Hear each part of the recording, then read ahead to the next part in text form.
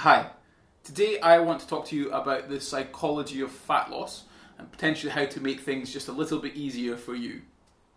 Now, dropping body fat is going against all our natural instincts. Body fat is used to help protect our vital organs. It's an insulator and also a major energy reserve in our bodies. When we diet and we reduce our calories, our body will try and stop us from losing these vital energy stores.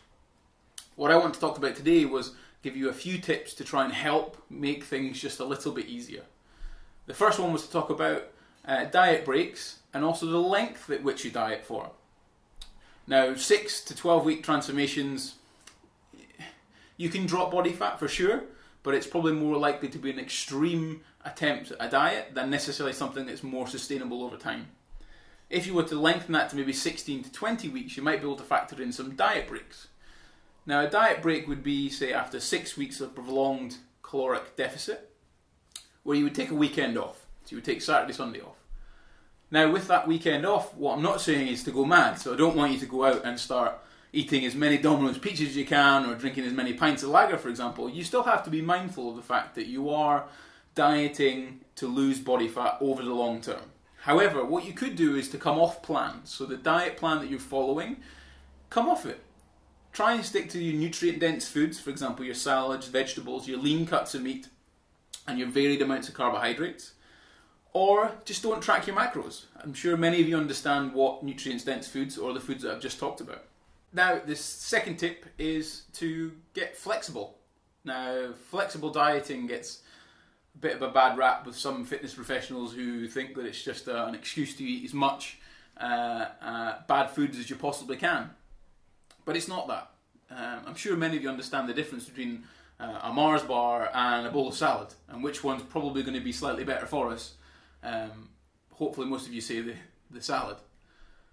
Now, flexible dieting will allow you to be able to consume a small amount of foods that you want to eat.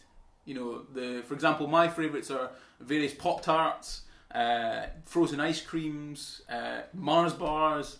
These kind of things are the foods that I enjoy and I crave certainly when I'm on a diet or I'm dieting to drop body fat. So try to include these foods around a diet that, as I said, is nutrient dense. You have lots of fresh vegetables, lots of varied fruits, lots of lean meats, lots of varied fats from olive oils to nuts to coconut oil, for example, and also some varied fibrous carbohydrates. When we look at research in terms of the flexible dieting compared to a rigid plan, we actually see from Westenhofer and also from Smith et al., and I'll link the research papers down below, they compared a flexible approach to a rigid approach, and they had much better compliance and they also had much better results. So, as I said, flexible approach means that it's largely a diet consisting of nutritious, dense foods, but it includes some of these slutty or naughty foods as part of that diet to keep you on track and keep you on plan. Now, my final tip is, it's going to probably sound quite biased, but it's to hire a coach. Hire someone to take you through this process. Basically put your money where your mouth is. Use your hard-earned cash, hire someone, and that's probably going to improve your compliance if you have someone to answer to, and also the thought of wasting your money if you don't follow the plan. There are lots of different kind of coaches out there. Follow them on Facebook, see what the content they're putting out there, check out the testimonials, check out the clients that I've worked with, try and speak to maybe some people that I've worked with various coaches. I, for one, have got some services and things on my website that you can check out at gordongreenhorn.com.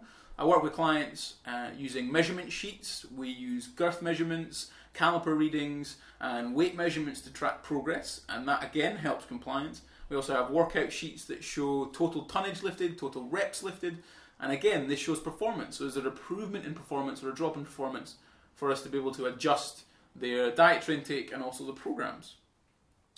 Now, those are my 3 little tips to help dropping body fat a little bit easier.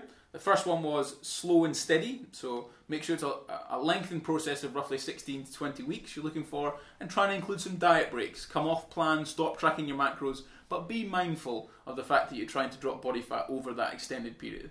Second one, get flexible. Make it easier by consuming some of the foods that you want to eat. and make sure it's around a diet that's wholly nutritious.